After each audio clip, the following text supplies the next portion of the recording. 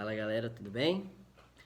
Hoje eu tô aqui para dar continuidade ao nosso último vídeo, onde nós abordamos um assunto sobre hierarquias, tá bom? E eu quero continuar usando aqui a mesma referência com a qual nós abrimos o último vídeo, que é Eclesiastes capítulo 3, versículo 11, onde a palavra de Deus nos ensina que Deus ele colocou um senso de eternidade no coração do homem, né? Nós temos aprendido que esse senso de eternidade que existe em nossas almas é o que nos motiva, né, a buscar constantemente conquistas superiores às da nossa condição atual.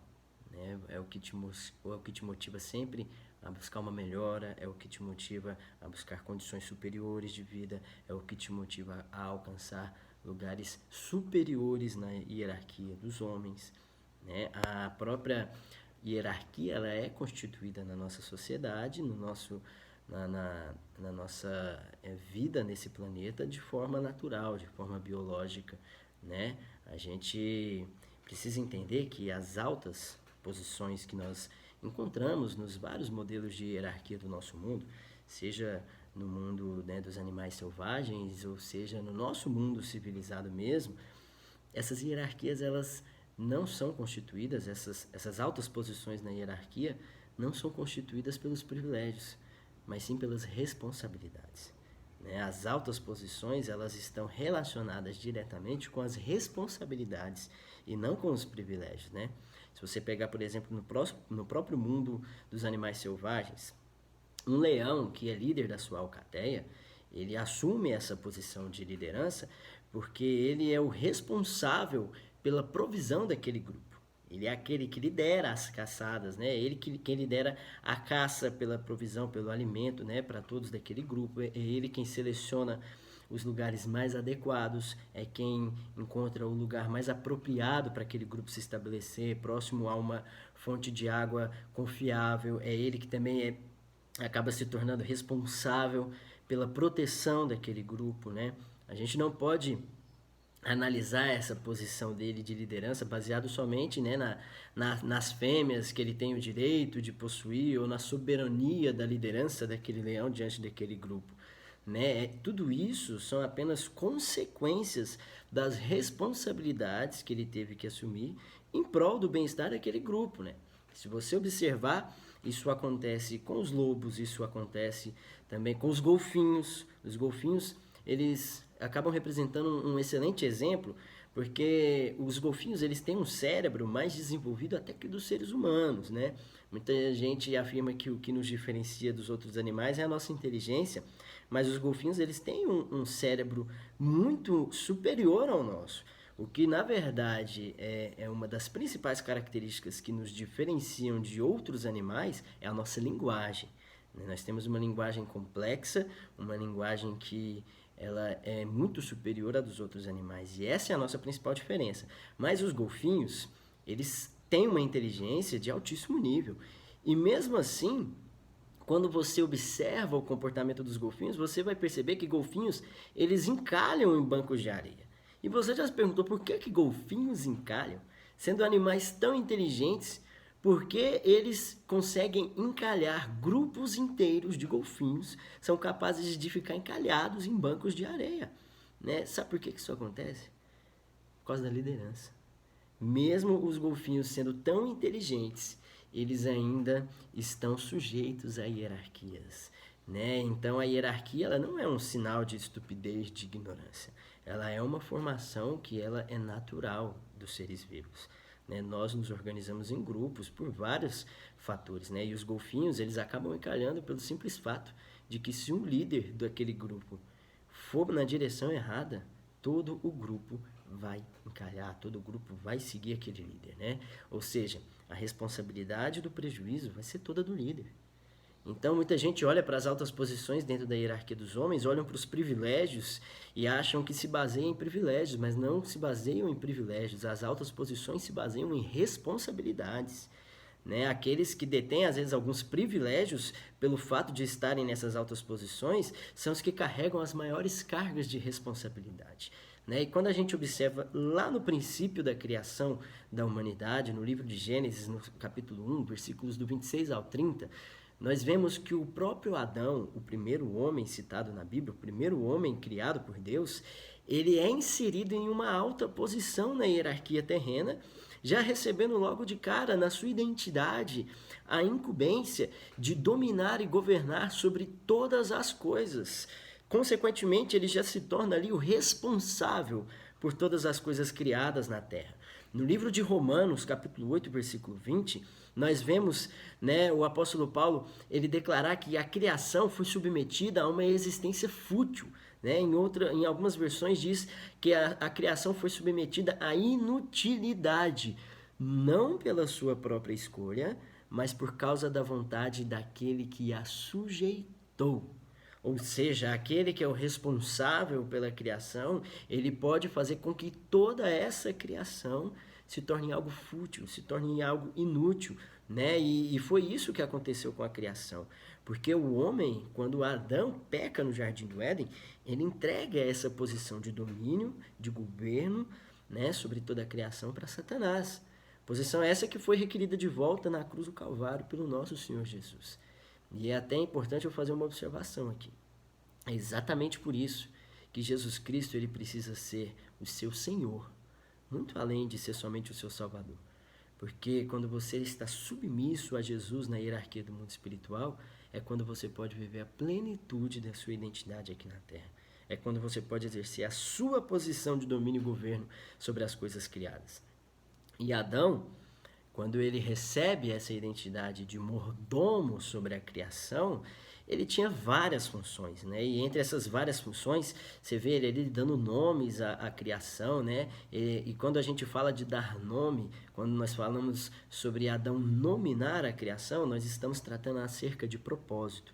Quando fala que Adão ele dava nomes aos animais e à criação, significava que ele estava dando um propósito para tudo isso.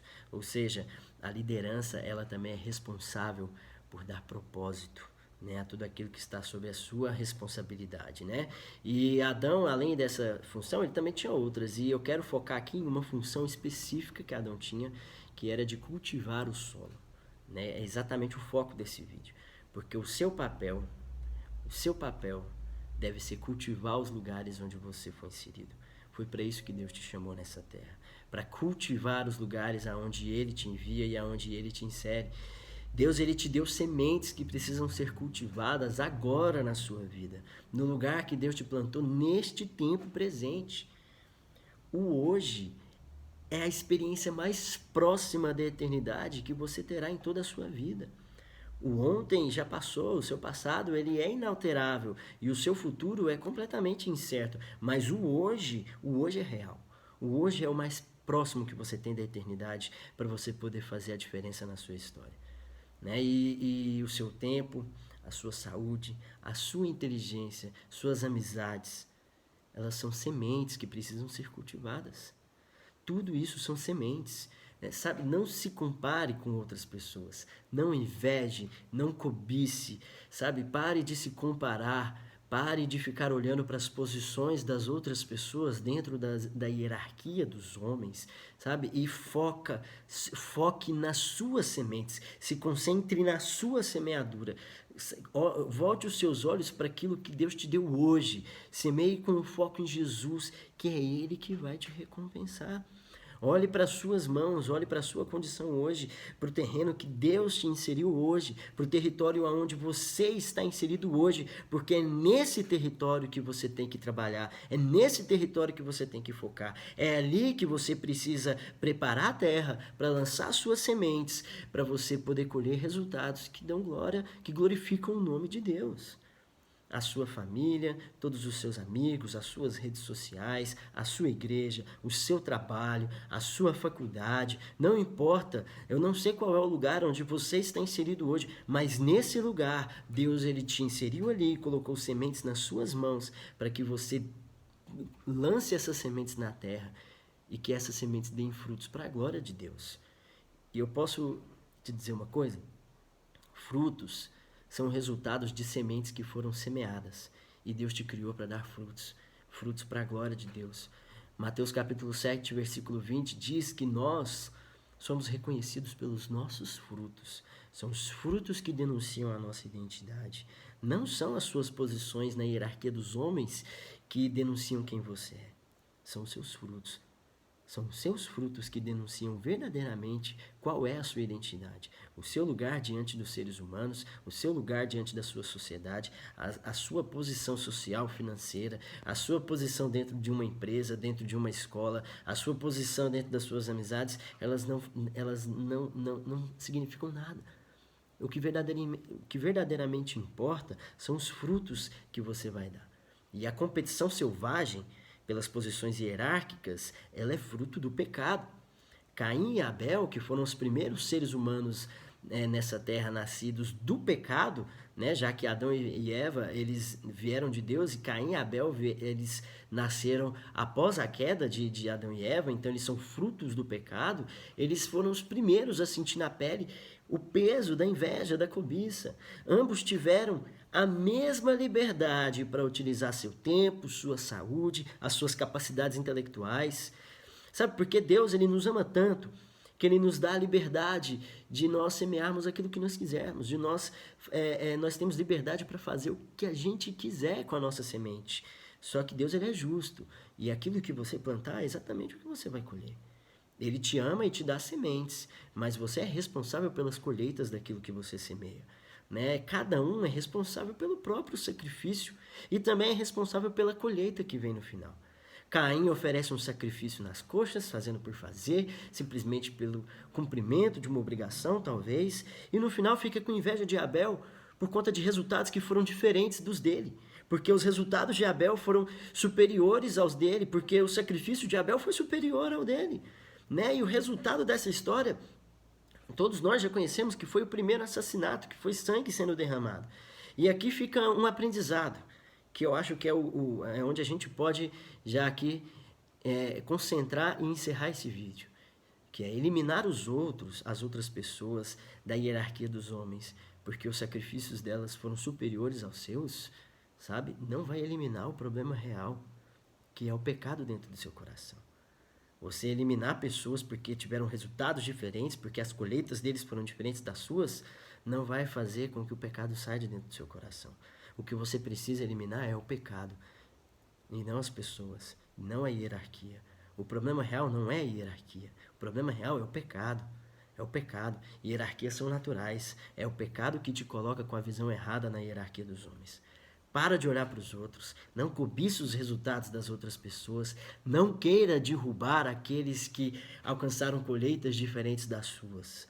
Olha para as suas sementes, para o lugar onde Deus te colocou, pois é aí que é o começo, esse lugar é onde começará uma nova colheita na sua história. Amém? Para encerrar, quero deixar aqui uma passagem que está em 2 Coríntios, capítulo 9, versículo 6, que diz o seguinte: aquele que semeia pouco, também colherá pouco, e aquele que semeia com fartura, também colherá fartamente.